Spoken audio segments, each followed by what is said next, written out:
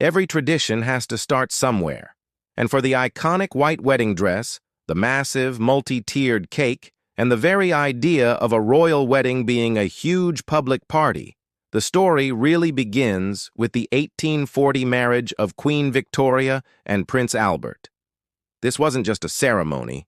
It was a landmark event that rewrote the royal rulebook and completely captured the public's imagination. But this spectacle was more than just a meticulously planned state event. It was a love story that almost didn't happen, sparked by a surprisingly nervous proposal from the most powerful woman on the planet. This is the story of how a young queen, who was at first reluctant to marry, ended up orchestrating a wedding that would not only define her reign, but would also reshape wedding traditions for centuries to come. To get why this wedding was such a big deal, you have to understand the world Victoria inherited. When she took the throne in 1837, she was just 18 years old, and the British monarchy's reputation was in the gutter. Her uncles, George IV and William IV, were seen as decadent, wasteful, and totally out of touch. The crown desperately needed a fresh start, a symbol of morality, family, and stability. Victoria, young and untested, was that new beginning. But she was also a young woman who, for the first time ever, was free. After growing up under the suffocating Kensington system her mother and Sir John Conroy cooked up, Victoria was cherishing her independence. She had her own rooms in Buckingham Palace, she set her own schedule, and she had a trusted advisor in her Prime Minister, Lord Melbourne. The idea of sharing her power with a husband was, in her own words, a shocking alternative. She hated the thought, writing, "I was so accustomed to having my own way that I thought it was 10 to 1 that I shouldn't agree with anybody." Still, the pressure to marry was enormous. A queen needed an heir to secure the line of succession. And for a country worried about political alliances, her choice of husband was a massive deal. The lucky guy had to be Protestant, royal, and okayed by a parliament and public that were deeply suspicious of any foreign influence. Enter Prince Albert of Saxe-Coburg and Gotha. He was Victoria's first cousin. The idea of them marrying had been pushed for years by their ambitious uncle, Leopold, the King of the Belgians. From their first meeting in 1836, a real connection was there. She was instantly smitten. In her diary, she described him in breathless detail. "He is extremely handsome. His hair is about the same color as mine. His eyes are large and blue, and he has a beautiful nose and a very sweet mouth with fine teeth." Albert was the perfect balance to Victoria's passionate personality. He was studious, serious, and had a rock-solid moral compass. Educated and interested in art, science, and social reform, he was quietly being groomed for a major role, even if Victoria wasn't ready to admit it. For 2 years after her coronation, she put off the decision, enjoying her power and leaning on Lord Melbourne, while Albert waited in the wings, a prince from a minor German duchy whose entire future depended on his formidable cousin. By the fall of 1839, things started to change. The family pressure, especially from Uncle Leopold, was ramping up. But more importantly, Victoria's own heart was changing its tune. Albert was invited for a second visit to Windsor in October 1839, and any doubts she had just melted away. "Albert's beauty is most striking," she wrote. "He is so amiable and unaffected. In short, very fascinating." The infatuation was instant. Just 4 days after he arrived, Victoria told Lord Melbourne she'd made up her mind. The next day, on October 15, 1839, she took charge.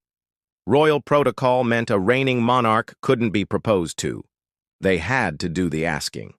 So, in a moment that was both a state affair and deeply personal, Queen Victoria called her cousin into her private study. She was nervous, by her own account, but she told him it would make her too happy if he would marry her. Albert accepted. The young queen was over the moon, writing in her diary, "Oh, to feel I was and am loved by such an angel as Albert was too great a delight to describe." Their personal bliss, however, was immediately hit by a political firestorm. The engagement announcement wasn't exactly met with cheers. In Parliament and the press, Albert was treated with suspicion and even hostility. He was a German, a foreigner from what many saw as a broke, unimportant duchy. The press was scathing, with critics viewing him as a pauper prince. There was a real fear he would have too much influence over the Queen and British politics.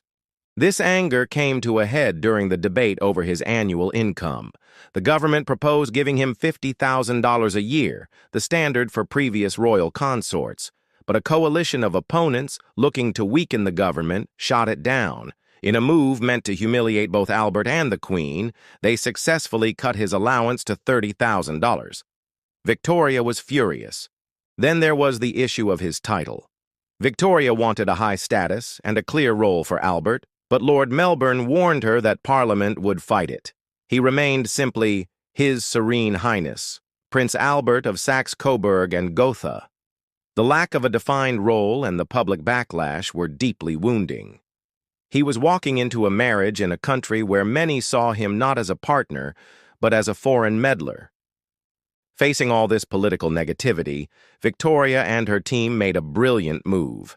This wasn't going to be a typical royal wedding. Back then, royal marriages were often quiet, private ceremonies held in a palace chapel with just a few witnesses. Victoria decided to flip that script entirely. Her wedding would be a public spectacle, a national event designed to win over the people and boost the monarchy's image. The ceremony was set for February 10, 1840, in broad daylight, at the Chapel Royal in St. James's Palace. That simple change meant the public could line the streets to see the processions. Victoria was determined that her subjects would share in her joy. Hundreds of guests were packed into the small chapel, far more than it could comfortably hold. Making the wedding a huge public event was a PR masterstroke. It turned a political union into a fairy tale romance the whole nation could celebrate. And at the center of it all was one iconic choice: the dress. Royal brides usually wore rich, colorful gowns, often with gold or silver thread. But Victoria refused. In a powerful statement, she chose to be married not just as a queen, but as a woman in love. She chose to wear white. While a few royals had worn white before, Victoria's choice, blasted out to the world by the media, made it the tradition we know today. The dress itself was a symbol of patriotism. It was made from cream-colored silk satin woven in Spitalfields, London, a deliberate choice to support England's silk industry. It featured a deep flounce of handmade Honiton lace, another move to revive the British lace-making industry. Instead of a crown, she wore a simple wreath of orange blossoms in her hair, a symbol of innocence. Her only jewelry was a pair of diamond earrings and a stunning sapphire brooch Albert had given her the day before. The effect was incredible. It presented the world's most powerful woman as a pure, devoted bride, capturing the public's heart. This image, spread through newspapers and illustrations, would set the standard for brides for the next 200 years. On the morning of Monday, February 10, 1840, London woke up to gray skies and pouring rain. But the miserable weather couldn't dampen the spirits of the massive crowds that had gathered to see their queen. At noon, it was Victoria's turn. She rode in a carriage with her mother and described the scene in her diary. "I never saw such crowds as there were in the park, and they cheered most enthusiastically." The public, once so skeptical, was now completely swept up in the romance of the day. The ceremony took place in the Chapel Royal, a historic but tiny space for such an event. Albert waited at the altar. When Victoria entered, a hush fell. Her 12 bridesmaids struggled with her enormous 18-foot-long train. Despite her earlier fears about losing her power, Victoria chose to include the vow to obey Albert in the service. She later wrote that Albert said his vows very clearly and that she felt so happy when he placed the ring on my finger. As the Archbishop pronounced them husband and wife, cannons fired across the city announcing the news. Afterward, the wedding breakfast was held back at Buckingham Palace. The centerpiece was the wedding cake, another tradition they helped popularize. It was a giant English plum cake, weighing nearly 300 pounds, and decorated with figures of the bride and groom. Later that afternoon, the newlyweds left for Windsor Castle. The entire route was lined with cheering crowds. By the time they arrived, Victoria confessed to having a headache, but her exhaustion was nothing compared to her joy. That night, she made one of the most famous entries in her journal. "I never spent such an evening. My dearest dear Albert. His excessive love and affection gave me feelings of heavenly love and happiness I never could have hoped to have felt before. Oh, this was the happiest day of my life." The public show was over, but the private love story was just beginning. The story of this wedding is a fascinating mix of public strategy and private romance. If you're enjoying this deep dive into royal history, please take a moment to like this video and subscribe to the channel for more stories that shaped our world. The happiness Victoria felt on her wedding day lasted. The very next day, she wrote, "When day dawned, and I beheld that beautiful angelic face by my side, it was more than I can express." Their early married life was filled with simple joys, like walking arm in arm on the terrace at Windsor. Within weeks, Victoria was pregnant with their first of 9 children. This picture of domestic bliss was exactly what the monarchy needed. In an age that valued family, Victoria and Albert presented a powerful new model of royalty. They were often seen with their children, projecting an image of a respectable, loving family, a sharp contrast to the scandals that came before them. But their partnership was much more than just domestic.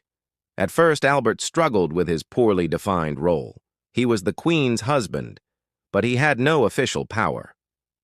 Early on, Victoria jealously guarded her authority, but Albert's intelligence and sound judgment quickly became essential to her.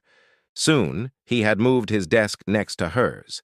He started by reorganizing the royal household, making it more efficient. Gradually, his influence grew. Victoria came to rely on him completely, especially with government policy and foreign affairs. He became her private secretary and most trusted advisor.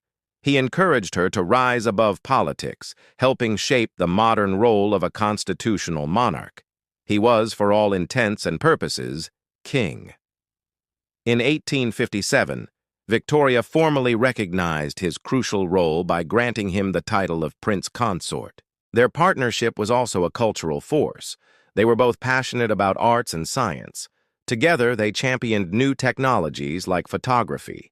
Albert was the mastermind behind the Great Exhibition of 1851, a World's Fair that showcased industrial marvels and whose profits helped establish the museum district in London, including the Victoria and Albert Museum.